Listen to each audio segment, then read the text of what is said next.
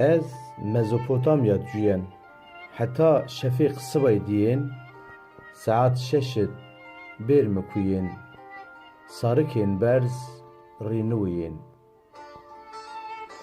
Qeriqel hewkên pêrs me, kelepçe bikir dest me, wa nîqehr çirey dost me, çora çin û çirey zî têrs me. Pêrûceyt hey gêrên mir, ez neşken tura bikir dûr. Derdê dunya kwînê me vîr, dostûn ra dûr ez beno pîr. Ez kot û bindest êrhot, nîço vînen nîyên misot. Hêviyê me ti ber ra kot, sarê xwe çoyr nî kene çot.